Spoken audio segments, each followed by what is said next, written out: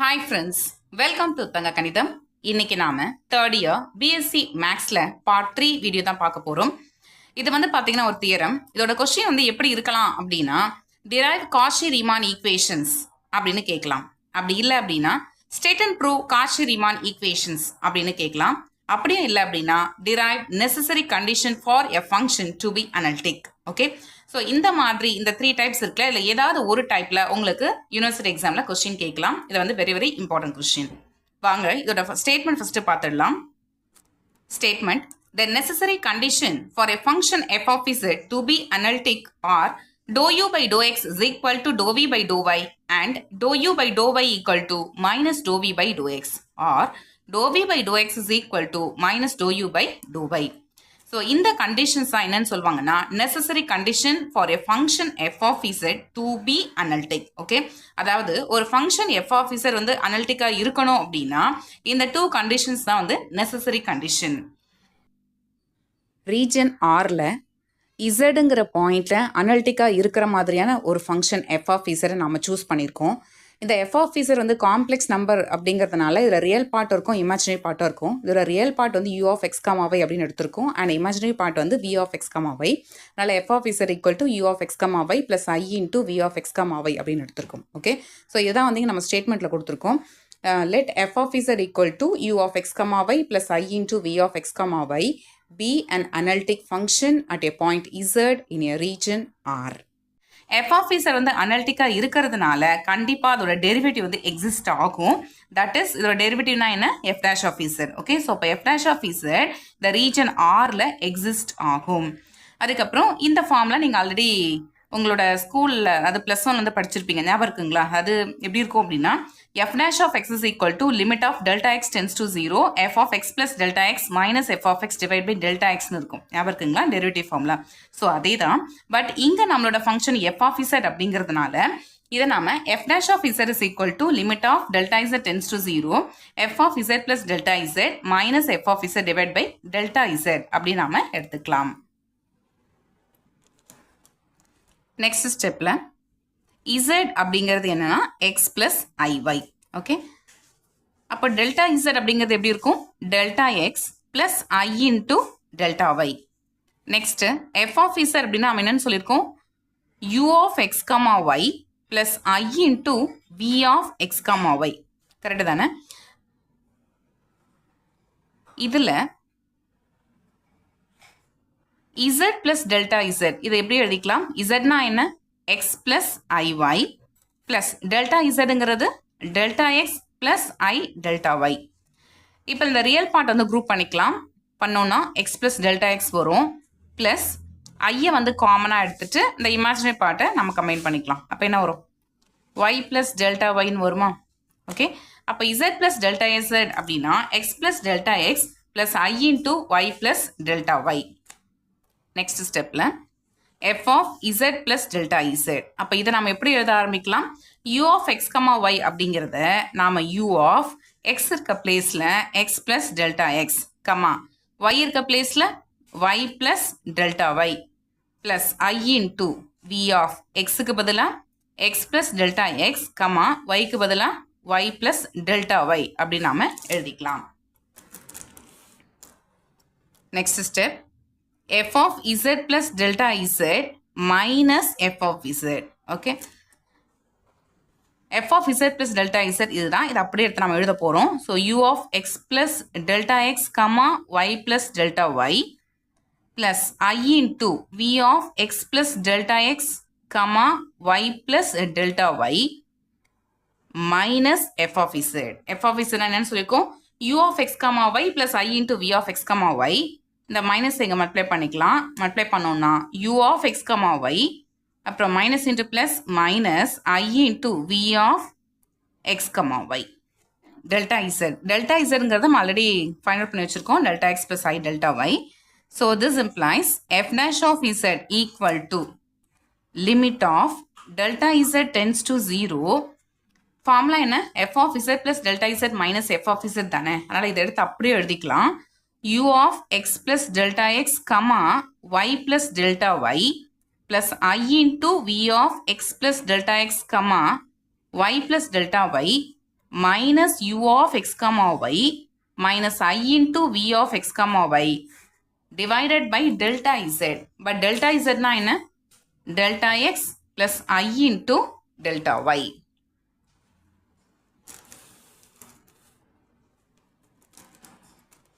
Next ஸ்டெப்பில் நம்ம வந்து லிமிட் எடுக்கணும். லிமிட் வந்து டெல்டா இசட் டென்ஸ் டு 0 அப்படின்னு எடுக்கணும்.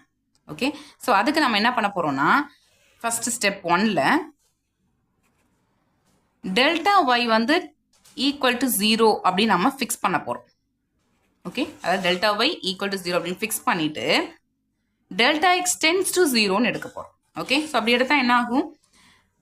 ஆக்சுவலி டெல்டா இசட் அப்படிங்கிறது என்ன? டெல்டா எக்ஸ் பிளஸ் ஐ டெல்டா ஒய் தானே. இதில் டெல்டா ஒய் இந்த டேர்ம் நமக்கு 0 ஆயிடுச்சுன்னா நமக்கு என்ன இருக்கும்? வெறும் டெல்டா எக்ஸ் மட்டும் தானே இருக்கும். அதாவது டெல்டா இசட்ல வெறும் டெல்டா எக்ஸ் மட்டும் தான் இருக்கும். கரெக்டுங்களா? இந்த டெல்டா எக்ஸ் அப்படிங்கிறது என்னன்னா real part of delta z. Okay, அப்போ இந்த இடத்துல டெல்டா இசட் வந்து நமக்கு ரியலாக மாறிடும்.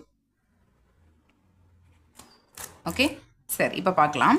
So f dash of z equal to limit of delta x tends to 0 u of x plus delta x comma y plus delta y இருக்கு இல்லையா? இதில் delta y வந்து 0 அப்படின்னு நாம் எடுத்து அப்ளை பண்ணிக்கிறோம். அப்ளை பண்ணா என்ன வரும்?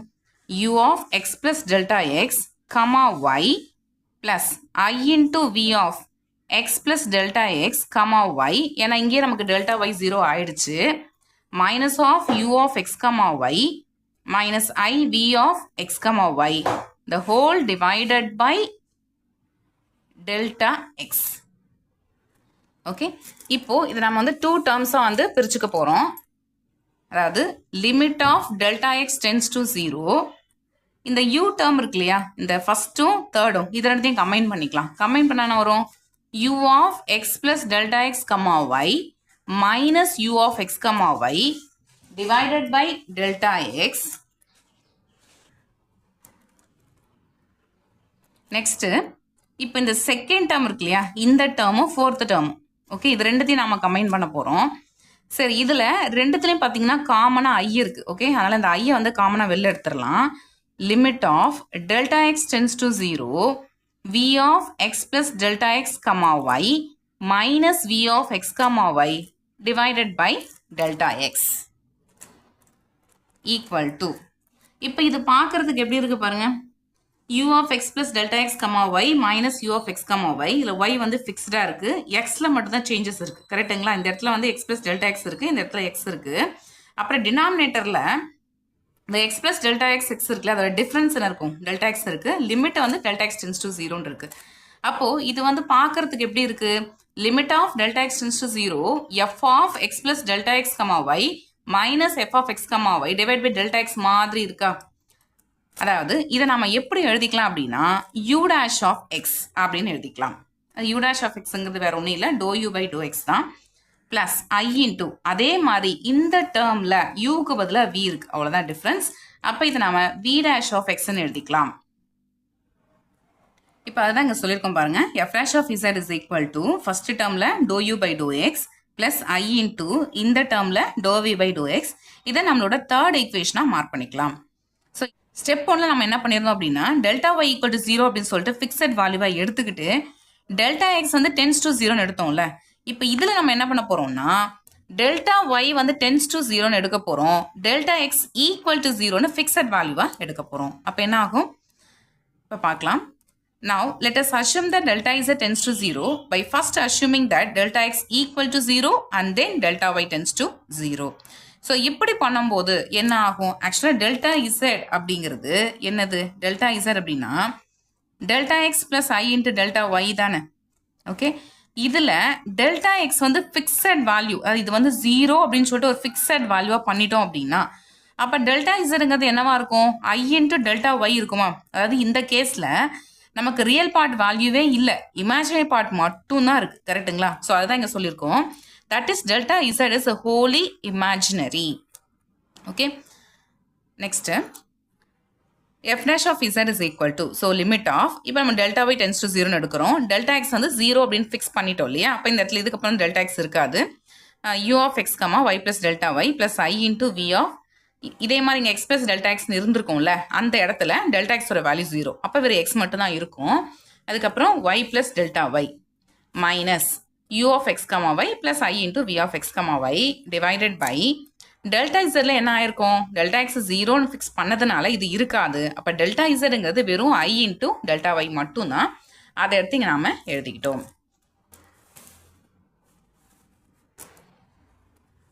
நெக்ஸ்ட் ஸ்டெப்பில் இந்த u டேர்ம்ஸ்லாம் செப்பரேட் பண்ணியிருக்கோம். அதுக்கப்புறம் v டேர்ம்ஸ்லாம் செப்பரேட்டாக எடுத்து எழுதியிருக்கோம். ஓகே, ஸோ அப்போ என்ன வரும், limit of delta y tends to 0. So இந்த u டேர்ம் இந்த u டேர்ம் இது ரெண்டையும் கம்பைன் பண்ணிக்கிறோம். அதுக்கப்புறம் இந்த v டேர்ம் இந்த v டேர்ம் இது ரெண்டையும் வந்து கம்பைன் பண்ணியிருக்கோம்.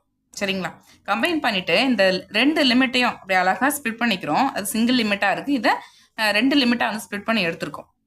எடுத்ததுக்கப்புறமா நமக்கு இந்த மாதிரி கிடைக்குது. ஓகே, அதாவது limit of delta y tends to 0 u of x, y plus delta y minus u of x, y divided by i into delta y plus limit of delta y tends to 0 I into v of x, y plus delta y minus v of x, y divided by I into delta y. இப்போ இதில் இந்த 1/i காமனாக நாம் வெளியில் எடுத்துட்டோம்னா நமக்கு என்ன கிடைக்கும், limit of delta y tends to 0 u of x, y plus delta y minus u of x, y divided by delta y அப்படின்னு கிடைக்கும். கரெக்டுங்களா, இதில் இந்த ரெண்டு ஃபங்க்ஷன்லையும் எக்ஸ் வந்து ஃபிக்ஸ்டாக இருக்குது, ஒயில் மட்டும்தான் சேஞ்சஸ் இருக்குது. அந்த டிஃப்ரென்ஸ் வேல்யூ டினாமினேட்டரில் இருக்குது. ஸோ அதையே நம்ம லிமிட்டை வந்து டென்ஸ் டு 0ன்னு எடுத்திருக்கோம். அப்படின்னா இது என்னது, doh u by doh by தானே. கரெக்டுங்களா, அதே மாதிரி இந்த இடத்துலையும் பாருங்கள், இதில் இந்த நியூமரேட்டர் ஆகியும் டினாமினேட்டர் ஆகியும் நமக்கு கேன்சல் ஆகிடும். கேன்சல் ஆனதுக்கப்புறமா நமக்கு எப்படி கிடைக்கும், v of x, y plus delta y minus v of x, y divided by delta yன்னு இருக்குது.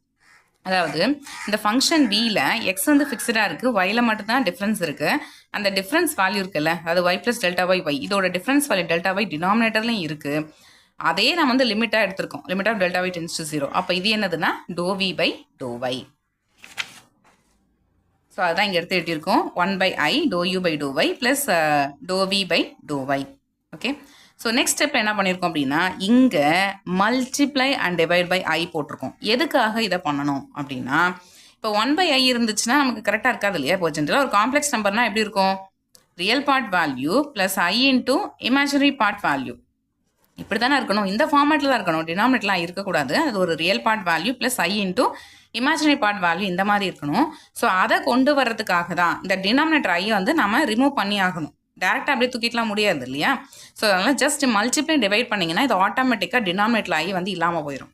எப்படி, நியூமரேட்டரில் ஐயை மல்டிப்ளை பண்ணுறோம், அதனால் ஐ வந்துடுது. டினாமினேட்டரில் ஐ இன்ட்டு ஐ ஸ்கொயர் அப்படி நமக்கு கிடைக்கும்.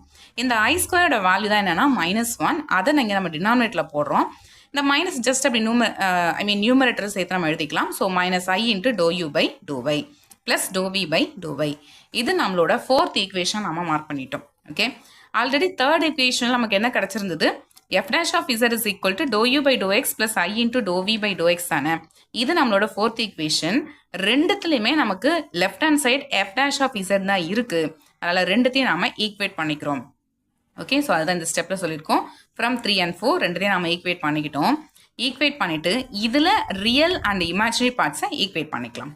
சரி, இப்போ இந்த லெஃப்ட் ஹேண்ட் சைடில் ரியல் பார்ட் வந்து doe u by to x, right hand சைடில் real part doe v by to y. அதனால் இந்த டோ யூ பை டோ எக்ஸ்னால் என்ன, doe v by to y. அதே மாதிரி நெக்ஸ்ட்டு லெஃப்ட் ஹேண்ட் சைடில் இமேஜினரி பார்ட் நமக்கு doe v by to x, right hand சைடில் imaginary part value minus doe u by to y. அதை எடுத்து இங்கே எழுதியிருக்கோம். ஓகே, ஸோ அவ்வளோதான், இதை நாம் ப்ரூவ் பண்ணிட்டோம். இது வந்து பார்த்தீங்கன்னா வெரி இம்பார்ட்டன்ட் கொஸ்டின், யூனிவர்சிட்டி எக்ஸாமில் ரிப்பீட்டடாக கேட்டுகிட்டே இருக்கிற ஒரு கொஸ்டின். பட் அதே மாதிரி பார்த்தீங்கன்னா ரொம்ப ஈஸியான கொஸ்டினும் கூட. ஸோ அதனால் நல்லா ப்ரிப்பேர் பண்ணுங்கள். இன்றைக்கி நம்ம பார்த்த வீடியோ உங்களுக்கு அண்டர்ஸ்டாண்ட் ஆயிருக்கும் அப்படின்னு நான் நினைக்கிறேன். இந்த வீடியோ உங்களுக்கு யூஸ்ஃபுல்லாக இருந்திருக்கும் அப்படின்னு நான் நம்புகிறேன். வீடியோ பிடிச்சிருந்துச்சுன்னா லைக் பண்ணுங்கள், கமெண்ட் பண்ணுங்கள், உங்களோட ஃப்ரெண்ட்ஸ்க்கும் ஷேர் பண்ணுங்கள். மறக்காமல் சேனலையும் சப்ஸ்கிரைப் பண்ணுங்கள். சப்ஸ்கிரைப் பண்ணும்போது சப்ஸ்கிரைப் பட்டனுக்கு பக்கத்தில் இருக்கிற பெல் ஐக்கானை கிளிக் பண்ணி அதில் ஆளுங்கிற ஆப்ஷனையும் செட் பண்ணி வச்சுக்கோங்க. அப்போ தான் நான் போடுற வீடியோ உடனுக்குடன் உங்களுக்கு நோட்டிஃபிகேஷனாக வந்து சேரும். வேறு ஒரு இம்பார்ட்டன்ட் டாப்பிக்கில் நெக்ஸ்ட் வீடியோவில் நாம் மீட் பண்ணலாம். தேங்க்ஸ் ஃபார் வாட்சிங்.